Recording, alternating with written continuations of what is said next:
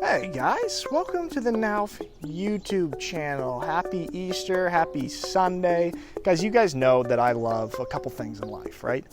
Maps, canoppers, and lists. I love lists.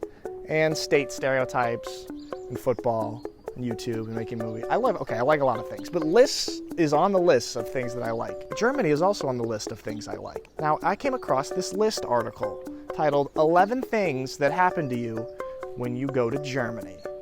Wait a second. I went to Germany. Things happen to me. Let's look at this list. Number 1, you'll get weird looks for smiling in public. You know what? I'm a pretty smiley guy. You know, I like to smile when I'm in the mood, feeling friendly. Even when I'm kind of angry, I like to smile. I give you like a mad smile. And when you're in the States, you're walking around, you make eye contact with people, you smile a lot. You give them a smile. They smile back when you're passing them in the grocery store, in the street, or something like that. Just a mutual little, hey, smile and a nod.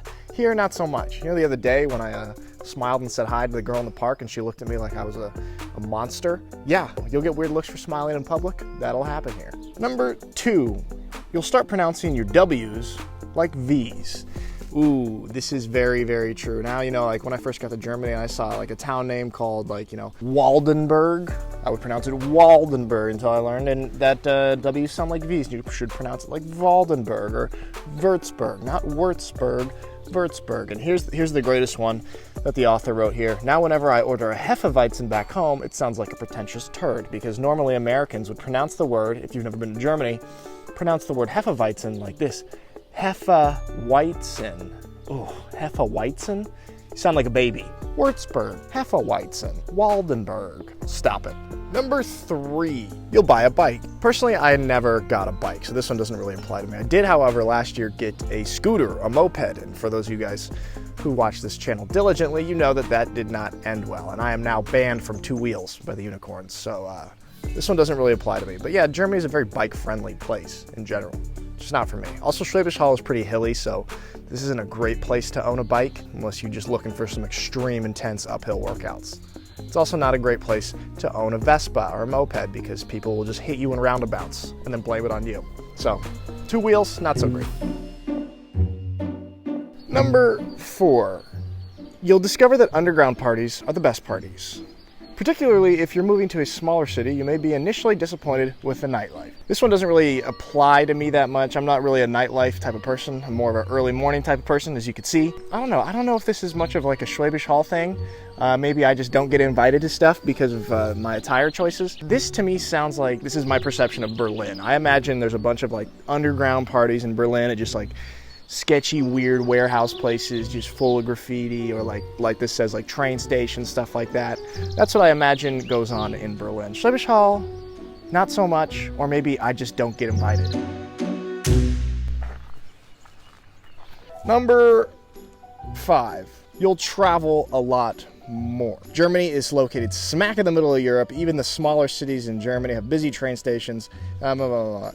Yeah, this one definitely applies to me. This has happened to me. I have started to travel so much more since moving to Germany. Living in the center of Europe is pretty awesome. The one drawback for living in Schwäbisch Hall is that we are a small town and we're pretty far from any airport. So the closest airport is probably an hour and a half away on the train. That's to Stuttgart. So that's the one drawback of living in Schwäbisch Hall, is it's hard to get to an airport. But that hasn't stopped me much yet. Since coming to Germany, I have traveled more than I've ever traveled in my life.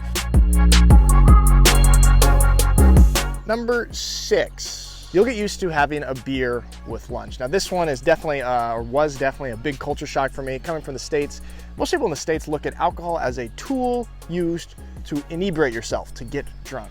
Here in Germany and all of Europe for that matter, it's just another beverage and it's not looked at with such a taboo mindset. Yeah, when I first got here, I'd see people having beers, you know, in the middle of the day. I'd see people having beers at outside a cafe at like 10 a.m., which shocked me. And I was like, oh, I'll never do that. Now I would say, yeah, having a beer with lunch is not like a crazy, wild thing to me. I do it every so often. And, you know, it doesn't ruin my day. It's a nice little relaxing treat sometimes on a sunny day, especially if you're sitting outside having a nice lunch. Have a cold beer with it. It's no big deal. Just, you know, it's a casual beer. Hefeweizen. Now, this one is probably the most shocking one for me. The most shocking change that I have seen in myself. Number 7, you'll get comfortable with smoking.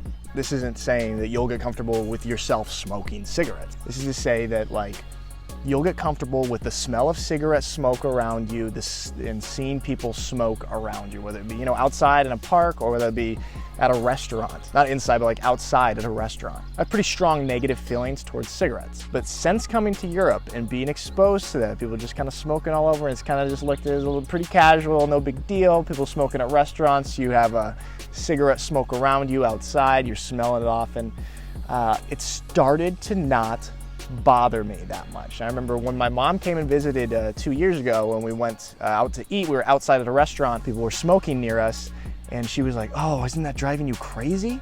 And I said, "What? And what do you mean?" And she said, the cigarette smoke, it's just everywhere. Oh, it's so disgusting. I was like, "Oh, Ma, you're not gonna believe this. I didn't even notice that." And that was really shocking for her and really shocking for me, because it's something that I've just gotten used to. It doesn't really bother me that much. If I were to, record this video 5 years ago before I ever came to Germany, I would be like, if I smell cigarette smoke around me, I'm gonna throw up.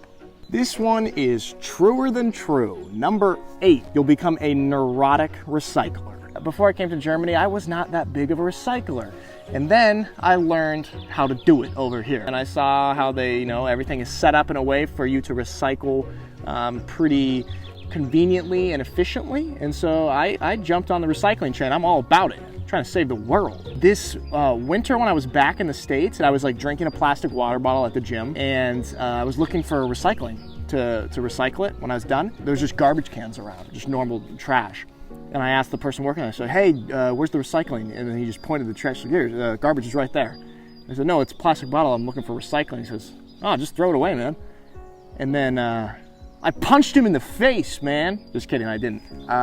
But I was disappointed, and I brought the bottle home and I recycled it at my house. Number 9, you'll lose your reliance on fancy appliances. German apartments are streamlined, efficient, and meticulously clean. Not my apartment. They also typically lack some American staples like dryers, dishwashers, garbage disposals, and window screens. Oh, don't get me started on the window screens again. So I have one now, but for the first 3 years here in Germany, I did not have access to a dryer. So when I would do my laundry, I would have to then hang up my clothes to dry.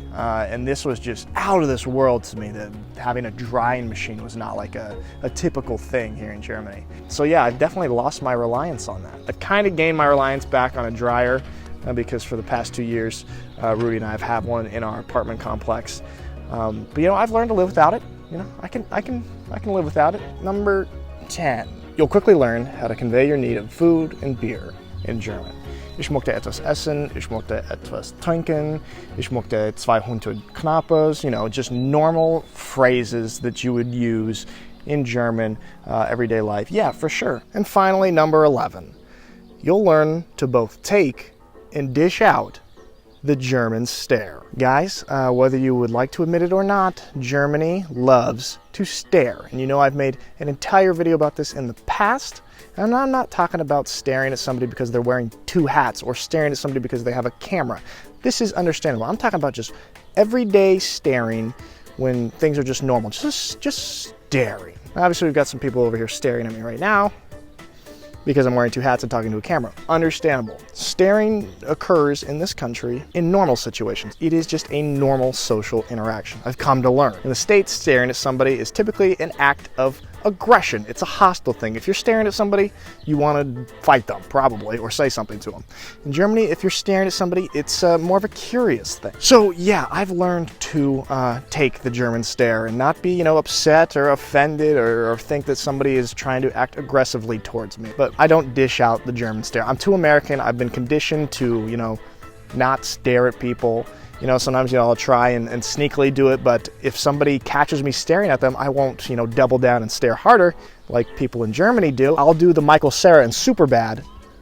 Germans love to do the Kanye West. Guys, that is all for today. Thank you for watching. Let me know your thoughts on this list. Shut up, Duck, trying to shoot a video. What was I saying? I think that's it. Talk to you later.